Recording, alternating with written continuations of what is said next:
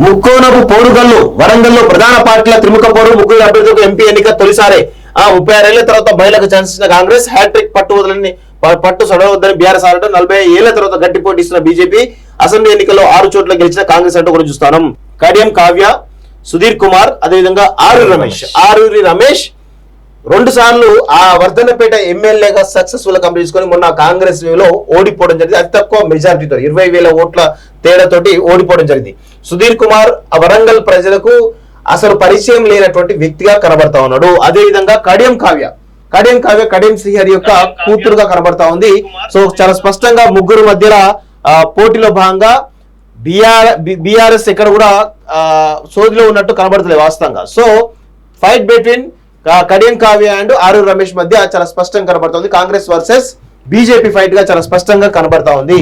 అయితే ఇక్కడ ఆరూరి రమేష్ కు కలిసి వచ్చేటువంటి అంశాలేంటి, కడియం కావ్యకు కలిసి వచ్చే అంశాలేంటి అనేది ఒక్కసారి మనం బేరీజ్ కనుక చేసినట్లయితే కడియం కావ్యకు కేవలం తన తండ్రి యొక్క వారసత్వం ఏదైతే ఉందో కడియం శ్రీహరి యొక్క ఇమేజ్ ఒకటి పనిచేస్తుంది. అదేవిధంగా కాంగ్రెస్ పార్టీ అధికారంలో ఉంది కాబట్టి ఇక్కడ కాంగ్రెస్ పార్టీ అడ్వాంటేజ్, ఈ 2 అంశాలు ఈమెకు పాజిటివ్ కోణంగా కనబడతా ఉన్నాయి. సో మళ్ళీ ఒకటి విషయం ఏంటంటే వీళ్ళ భర్త ముస్లిం కాబట్టి కొంత ముస్లిం ఓటు బ్యాంక్ కూడా పోలరైజ్ అయ్యేటువంటి అవకాశం చాలా స్పష్టంగా కనబడతా ఉంది. సో ఈ 3 పాజిటివ్ అంశాలు ఈమె కనబడతా ఉంటే ఇక ఆరూరి రమేష్ కు చాలా స్పష్టంగా విషయం ఏంటంటే ఇక్కడ కాంగ్రెస్ యొక్క ఎమ్మెల్యేల సపోర్ట్ కొరవడింది. సో ఆ సపోర్ట్ ఈరోజు ఆరూరి రమేష్ కు ప్లస్ అవుతా ఉంది. అదేవిధంగా కాంగ్రెస్ పార్టీలో ఉన్నటువంటి క్యాడర్ గాని కాంగ్రెస్ పార్టీలో ఉన్నటువంటి ఎమ్మెల్యేలు ఎవరైతే ఉన్నారో వీళ్ళందరూ కూడా కడియం శ్రీహరి ఒంటెద్దు పోకడం వల్ల చాలా ఇబ్బందికర పరిస్థితులు క్రియేట్ అయిన సందర్భాలు ఉన్నాయి. ఆయన చెప్పిండు ఈ కాంగ్రెస్ ప్రభుత్వాన్ని కూల్చేది త్వరలోనే కూలిపోతుందని చెప్పేసి మొట్టమొదట స్టేట్మెంట్ ఇచ్చింది కడియం శ్రీహరి. సో దాన్నంతా కూడా మైండ్ లో పెట్టుకున్నటువంటి కాంగ్రెస్ పార్టీ శ్రేణులు ఈరోజు ఈమెకు ఓడించాలి, కడియం శ్రీహరి బుద్ధి చెప్పాలని దాంట్లో ఈరోజు ఆరూరి రమేష్ కు సపోర్ట్ దొరుకుతా ఉంది. అదే విధంగా బీఆర్ఎస్ పార్టీ యొక్క సపోర్ట్ కూడా ఈయనకు దొరుకుతా ఉంది. ఎందుకు దొరుకుతా ఉంది అంటే ఈమె బీఆర్ఎస్ పార్టీ బీఫామ్ తీసుకొని మళ్ళీ కాంగ్రెస్ పార్టీలో చేరిన తర్వాత ఆటోమేటిక్ గా బీఆర్ఎస్ పార్టీ ఎట్లా ఓడించాలి, సుధీర్ కుమార్ ఓట్లేస్తే గెలవడు కాబట్టి ఆటోమేటిక్ గా మా ఓట్లన్నీ ఈరోజు ఆరూరి రమేష్ వెళ్ళిన దాంట్లో ఈరోజు చాలా బలమైనటువంటి పరిస్థితి కనబడతా ఉంది. అదే విధంగా మోడీ అంశం ఒకటి గ్రౌండ్ లో చాలా బలంగా వినిపిస్తా ఉంది. అదే విధంగా ఆరూరి రమేష్ యొక్క పర్సనల్ ఇమేజ్ కూడా ఇక్కడ ఆయనకు ప్లస్ అవుతుంది. సో సానుకూల అంశాలు ఎక్కువగా ఆరూరి రమేష్ కే ఉన్నాయి వాస్తవంగా. సో ఇక్కడ చాలా బలమైన విషయం ఏంటంటే ఇంకొక విషయం నెరేటివ్ ఏది బిల్డ్ అవుతుందంటే ఒకవేళ ఆరూరి రమేష్ గనక ఎంపీగా గెలిస్తే ఈసారి మాదిగ సామాజిక వర్గానికి కేంద్ర కేబినెట్ లో చోటు కల్పించేటువంటి ఒక చర్చ బలంగా జరుగుతూ ఉంది. ఒకవేళ ఆరూరి రమేష్ గారు గెలిస్తే ఖచ్చితంగా కేంద్ర కేబినెట్ లో ఖచ్చితంగా బెర్త్ కన్ఫర్మ్ అని చెప్పేసి మనకు స్పష్టంగా తెలుస్తా ఉంది. కేంద్ర కేబినెట్ లో ఉంటారు గెలిస్తే. ఇది రాసి పెట్టుకో మిత్రులారా. ఒకవేళ ఈసారి కనుక ఈయన గెలిస్తే వరంగల్ కు నాకు తెలిసి మొట్టమొదటిసారి కూడా సెంట్రల్ బిషప్ పదవి వచ్చింది. మొట్టమొదటిసారి వరంగల్ కి ఒక మహర్దశ రాబోతుంది. ఖచ్చితంగా ఆయన గెలిస్తే మాదిగ సామాజిక వర్గం సెంట్రల్ బిషప్ పదవి వస్తుంది. అది ఆరూరి రమేష్ కు వచ్చేటువంటి అవకాశం ఉన్నాయి. సో మొట్టమొదటిసారి వరంగల్ కు కేంద్ర మంత్రి పదవి లభించబోతుంది అనేది చాలా స్పష్టంగా తెలుస్తా ఉంది.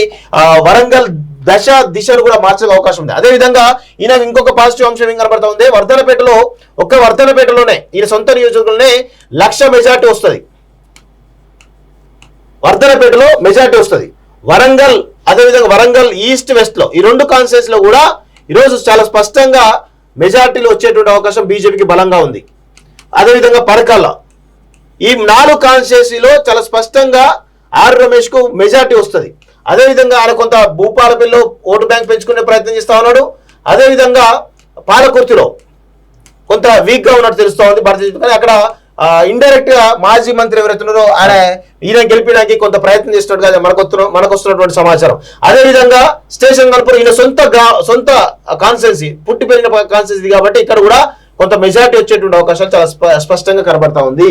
సో ఈ పాజిటివ్ అంశాలన్నీ కూడా ఆరూరి రమేష్ కు గెలుపుకు దోహదం చేస్తున్నాయి. ఇక వరంగల్ ప్రజలు నిర్ణయించుకోవాలి ఎవరికి ఓటేస్తారో ఎవరికి ఓటు నిర్ణయించుకుంటే కనుక ఒకవేళ ఆరూరి రమేష్ గెలిస్తే కనుక ఖచ్చితంగా కేంద్ర మంత్రి అవుతాడు. రాసి పెట్టుకోండి, ఇది మాత్రం కన్ఫర్మ్. ముక్కోనపు పోరుగల్లు వరంగల్లో ప్రధాన పార్టీల త్రిముఖ పోరు ముగ్గురు అభ్యర్థులకు ఎంపీ ఎన్నిక తొలిసారే 36 ఏళ్ల తర్వాత మహిళకు ఛాన్స్ ఇచ్చిన కాంగ్రెస్ హ్యాట్రిక్ పట్టు సడవద్దని బీఆర్ఎస్ ఆడటం 40 ఏళ్ల తర్వాత గట్టి పోటీ ఇస్తున్న బీజేపీ అసెంబ్లీ ఎన్నికల్లో 6 చోట్ల గెలిచిన కాంగ్రెస్ అంటూ కూడా చూస్తాం. కడియం కావ్య, సుధీర్ కుమార్, అదేవిధంగా ఆరూరి రమేష్ 2 సార్లు ఆ వర్ధన్నపేట ఎమ్మెల్యేగా సక్సెస్ఫుల్ కంప్లీట్ చేసుకొని మొన్న కాంగ్రెస్ లో ఓడిపోవడం జరిగింది. అతి తక్కువ మెజారిటీతో 20,000 ఓట్ల తేడాతోటి ఓడిపోవడం జరిగింది.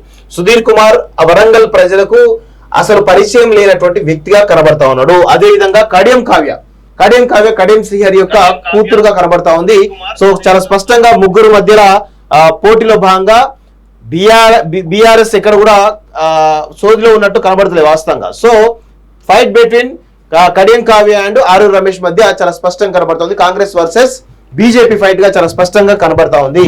అయితే ఇక్కడ ఆరూరి రమేష్ కు కలిసి వచ్చేటువంటి అంశాలేంటి, కడియం కావ్యకు కలిసి వచ్చే అంశాలేంటి అనేది ఒక్కసారి మనం బేరీజ్ కనుక చేసినట్లయితే కడియం కావ్యకు కేవలం తన తండ్రి యొక్క వారసత్వం ఏదైతే ఉందో కడియం శ్రీహరి యొక్క ఇమేజ్ ఒకటి పనిచేస్తుంది. అదేవిధంగా కాంగ్రెస్ పార్టీ అధికారంలో ఉంది కాబట్టి ఇక్కడ కాంగ్రెస్ పార్టీ అడ్వాంటేజ్, ఈ 2 అంశాలు ఈమెకు పాజిటివ్ కోణంగా కనబడతా ఉన్నాయి. సో మళ్ళీ ఒకటి విషయం ఏంటంటే వీళ్ళ భర్త ముస్లిం కాబట్టి కొంత ముస్లిం ఓటు బ్యాంక్ కూడా పోలరైజ్ అయ్యేటువంటి అవకాశం చాలా స్పష్టంగా కనబడతా ఉంది.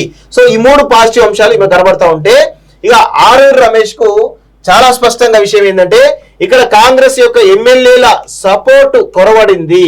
సో ఆ సపోర్ట్ ఈరోజు ఆరూరి రమేష్ కు ప్లస్ అవుతా ఉంది. అదే విధంగా కాంగ్రెస్ పార్టీలో ఉన్నటువంటి క్యాడర్ గాని కాంగ్రెస్ పార్టీలో ఉన్నటువంటి ఎమ్మెల్యేలు ఎవరైతే ఉన్నారో వీళ్ళందరూ కూడా కడియం శ్రీహరి ఒంటెద్దు పోకడం వల్ల చాలా ఇబ్బందికర పరిస్థితులు క్రియేట్ అయిన సందర్భాలు ఉన్నాయి. ఆయన చెప్పిండు ఈ కాంగ్రెస్ ప్రభుత్వాన్ని కూల్చేది త్వరలోనే కూలిపోతుందని చెప్పేసి మొట్టమొదట స్టేట్మెంట్ ఇచ్చింది కడియం శ్రీహరి. సో దాన్నంతా కూడా మైండ్ లో పెట్టుకున్నటువంటి కాంగ్రెస్ పార్టీ శ్రేణులు ఈరోజు ఈమెకు ఓడించాలి, కడియం శ్రీహరి బుద్ధి చెప్పాలని దాంట్లో ఈరోజు ఆరూరి రమేష్ కు సపోర్ట్ దొరుకుతా ఉంది. అదే విధంగా బీఆర్ఎస్ పార్టీ యొక్క సపోర్ట్ కూడా ఈయనకు దొరుకుతా ఉంది. ఎందుకు దొరుకుతా ఉంది అంటే ఈమె బీఆర్ఎస్ పార్టీ బీఫామ్ తీసుకొని మళ్ళీ కాంగ్రెస్ పార్టీలో చేరిన తర్వాత ఆటోమేటిక్ గా బీఆర్ఎస్ పార్టీ ఎట్లా ఓడించాలి, సుధీర్ కుమార్ ఓట్లేసి గెలవడు కాబట్టి ఆటోమేటిక్ గా మా ఓట్లన్నీ ఈరోజు ఆరూరి రమేష్ కి వెళ్ళిన దాంట్లో ఈరోజు చాలా బలమైనటువంటి పరిస్థితి కనబడతా ఉంది. అదే విధంగా మోడీ అంశం ఒకటి గ్రౌండ్ లో చాలా బలంగా వినిపిస్తా ఉంది. అదే విధంగా ఆరూరి రమేష్ యొక్క పర్సనల్ ఇమేజ్ కూడా ఇక్కడ ఆయనకు ప్లస్ అవుతుంది. సో సానుకూల అంశాలు ఎక్కువగా ఆరూరి రమేష్ కే ఉన్నాయి వాస్తవంగా. సో ఇక్కడ చాలా బలమైన విషయం ఏంటంటే ఇంకొక విషయం నరేటివ్ ఏది బిల్డ్ అవుతుందంటే ఒకవేళ ఆరూరి రమేష్ గనక ఎంపీగా గెలిస్తే ఈసారి మాదిగ సామాజిక వర్గానికి కేంద్ర కేబినెట్ లో చోటు కల్పించేటువంటి ఒక చర్చ బలంగా జరుగుతూ ఉంది.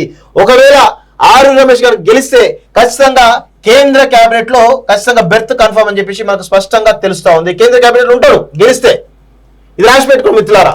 ఒకవేళ ఈసారి కనుక ఈయన గెలిస్తే వరంగల్ కు నాకు తెలిసి మొట్టమొదటిసారి కూడా సెంట్రల్ బిషప్ పదవి వచ్చింది. మొట్టమొదటిసారి వరంగల్ కి ఒక మార్గదర్శి